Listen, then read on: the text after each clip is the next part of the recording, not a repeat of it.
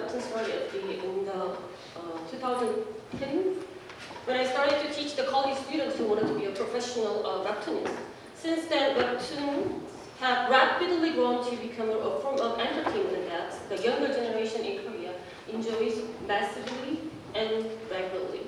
For nearly 7 to 8 years, I've had a privilege to observing rapid expansion of the webtoon industry, and I've had a chance to work closely with the several platforms.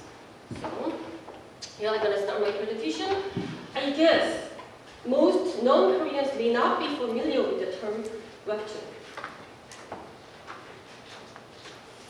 This is because webtoon have received less attention and less recognition than other visual media such as K-movie, K-drama, and K-pop.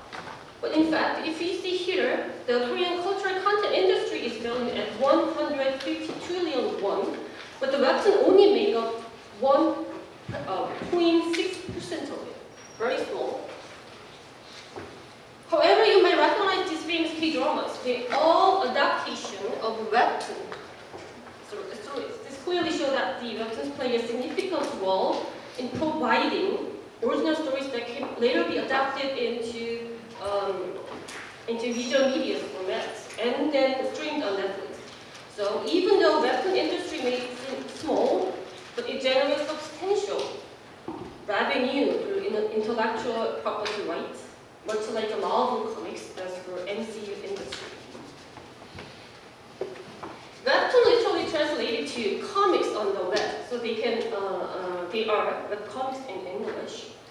But here my question is, whether the simple transition of taking comics from the paper, right, and putting them on the web, make a significant difference.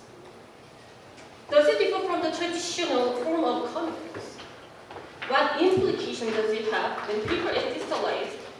They are distributed through platforms, and the readers can access the webtoons on their smartphones. To answer this question, I explain this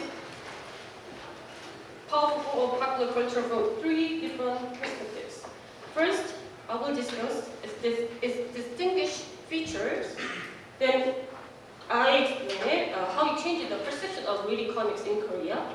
And finally, the webtoon market structure that are created by webtoon platforms. 2 major platforms of Naver and Webpage. Kakao Page.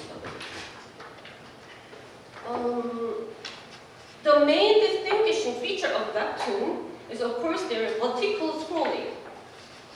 This design is very natural when they are optimized for the vertical screen of mobile devices. However, this verticality can express different sensibility of time and space compared to what's found on conventional printed pages. Webtoon employ the concept of infinite canvas, a term coined by Scott McCloud. It means that unlike the limited dimensional paper, the digital screen provides a potential infinite space so that the cartoonist can create a piece of nearly unlimited width and height. But here the web comics do not utilize the web infinite canvas because they are just open scanned version of printed comics.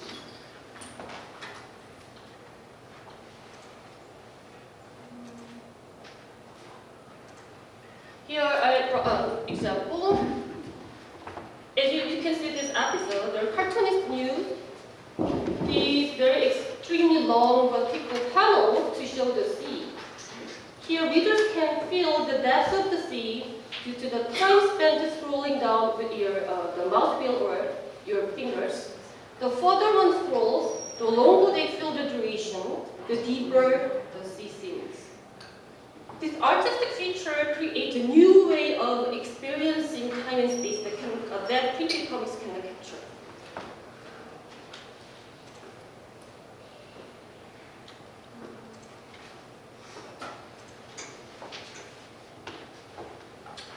So, because of these features, some people say reading a webtoon on your smartphone is like watching a movie.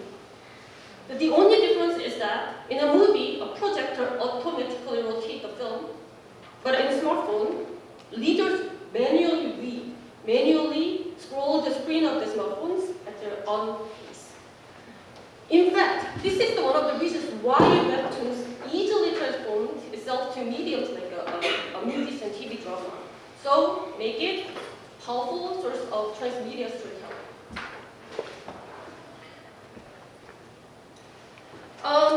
There's another reason why Korean comics can be easily transformed in a digital version, because I think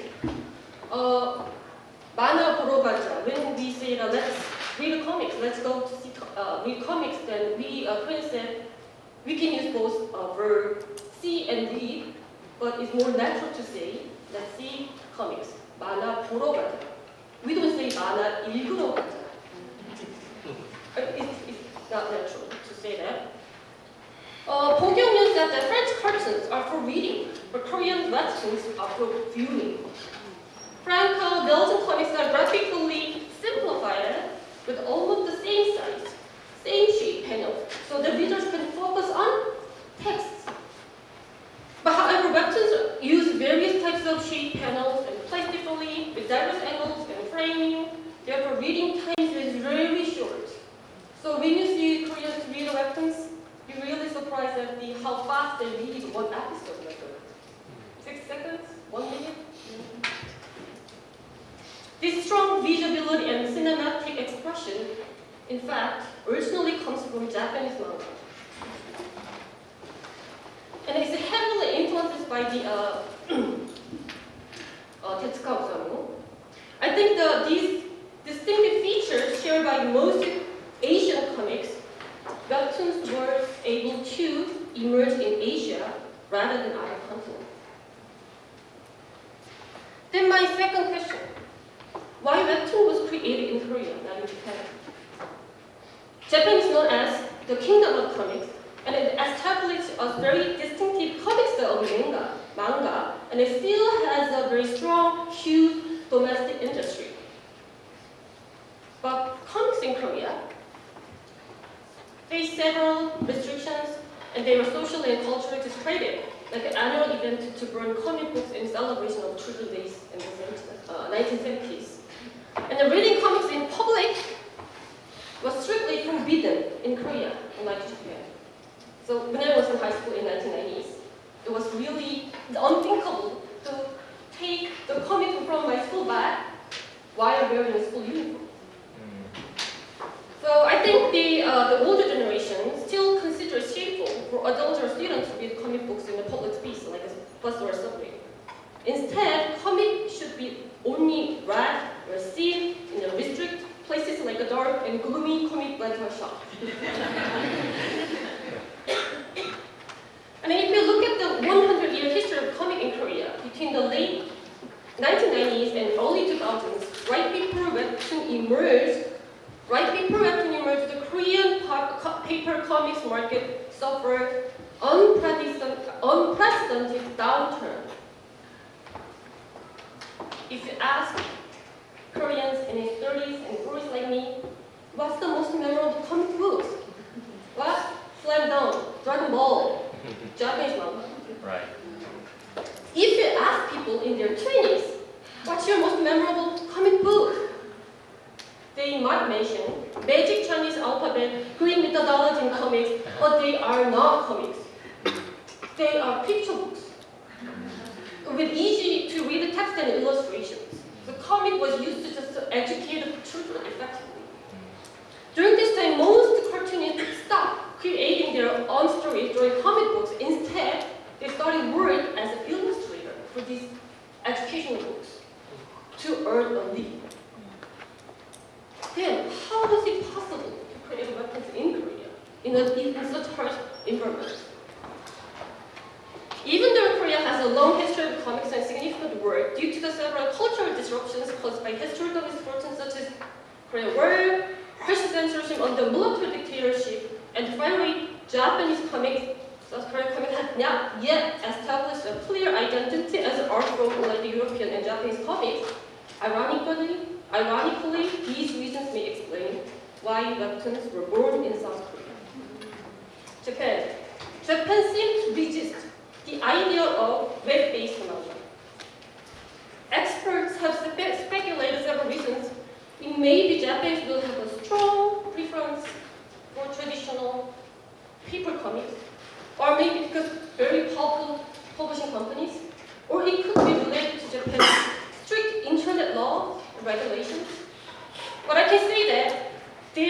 Japanese comic market, their identified style of manga, their heightened social recognition might have prevented a swift, massive shift from paper to digital. The third section is about the platformization of webtoons. Scholarly has hold different opinions about the first webtoon, but most of them agree that webtoons initially started as daily internet journals. They were uploaded on a personal homepage. It means they were not drawn and published as comics. It is only when platform became involved, then the internet picture diary began to take shape as webtoon. So you can guess, who created the term webtoon? Webtoon platform, Naver. Initially, Naver published webtoons not with the intention of making money, but why? To increase user traffic, because they are total sites. So at the time, the webtoons were free. The only problem is not the making money, but hard to find the cartoonists to upload their work on the web. Partially because, I told you before, most professional cartoonists left the comic market. So how they implemented an artist incubating system to attract young students, the students I used to teach. But the system represents a fundamental intervention by webtoon platform into webtoon culture. It effectively sustains and reinforces the process of the platformization. This open publishing system has 3 stages. Here you can see 도전 만화, challenge, and then it advanced to best 도전, best challenge. Then a few can publish their work under the contributed platform. Naver platform explained that this open publishing system operated in a similar way to how YouTube create the video content ecosystem, but however, it generates a consistent everyday competition among the artists and intensify artistic dependence on platforms. First, numerous amateur artists voluntarily upload their work and constantly supply new content at no cost to the platform. Second, these amateur artists are often willing to comply with the platform's regulations, high expectations. Even if the platform demands you the hard labor, like publishing the 60 or 70 panels with all color twice a week, it's a very strict schedule. Third, webtoons should go viral because they were expected to attract user traffic. As a result, it does not leave much room for artistic diversity. Lastly, webtoon artists heavily depend on the platform because the platform have invented the method to monetize webtoons. It means the page views can readily translate it into monetary rewards. These profit policies has shaped the media ecology of webtoons. As I mentioned before, do you remember the webtoon were free? But then suddenly platform asks you to pay the money for the webtoon service. Aren't you angry? There was a huge customer antagonism. So Naver platform came up with a new idea, new business model, partial free distribution.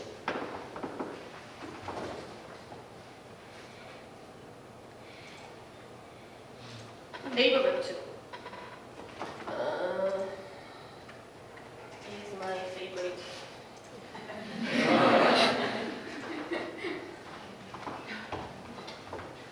Its medieval preview system, ongoing serialization is still offer free, but platform also display a list of few unpublished future episodes. So if readers want to read them before they are officially published, pay. Right? You must pay. Then what was even clever is that they introduced a new current system, cookie. ads fake cookies. White is white. Why? Because it makes it harder for customers to recognize the real price of the content itself when they bake the cookies. One episode, 3 cookies. How much is it? It's tricky to calculate it. So system desensitize the customer to the cost of website service. But you know that the profit policies comes from game. Especially the extremely popular South Korean mobile puzzle game Anypop in 2013. Her system became the cookie system in wait or a pay system because free of charge if you wait Kidami system. So here Kakao page. Can you see 삼다무? Yeah, right? Here 삼다무. 무료.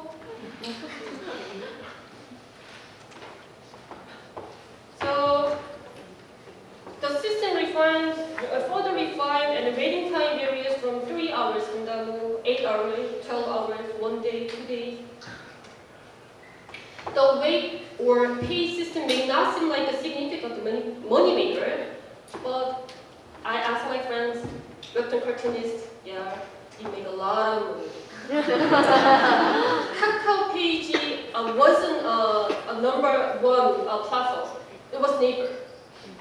And because of this system, this business model, Kakao page became one of the mega webtoon platforms.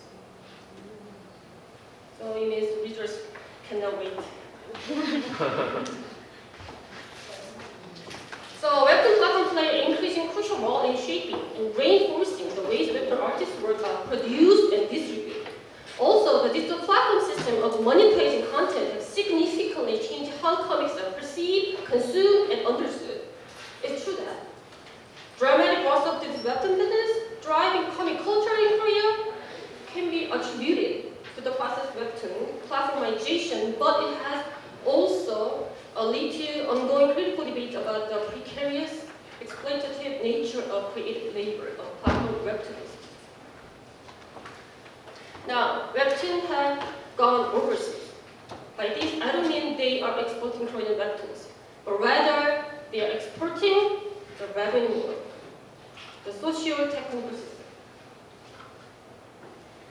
Thus, webtoon is not just a digitalized form of comics, but a platformized culture system that is optimized, operated by a select few. So then, last part. Where are webtoons heading now? For discussion, we need insight into very intimate connection between digital technologies and platform business model. To illustrate this, I brought 2 examples with me today. First, it's a new webtoon technology. It's associated with a business model called Playtoon. It's a romance story, right? What is the highlight scene? The first kiss. So, as a reader gets the right moment of kiss between 2 characters, many of them may wish to see it animated. If you see it, pay. The girl is crying, so the lovely girl asks you to please wipe my tears. So you want to really directly by touching on your smartphones. If you want to do this, Pay. This could introduce a new business model, bring about a new user experience of reading comics. It's reading comics, it's touching comics, it's interacting with comics. The second example is AI. Last month, Naver, the platform, introduced Toon Filter. It's AI image generator. But this move sparked a collective boycott against Naver by webtoon cartoonists through social media. Most of them they are amateur webtoons. Why? They uploaded their free content on the publishing system, right? They worry that their work uploaded on the platform platform will be used to train the AI. Some artists even view the advance of this new technology as a fundamental threat to their existence. So the webtoon platform, okay, they decided to ban participants of webtoon contests from using AI tools, but I think that the issue of AI has potential to extend to matter of originality and IP rights. Okay, thank you for listening. I hope I can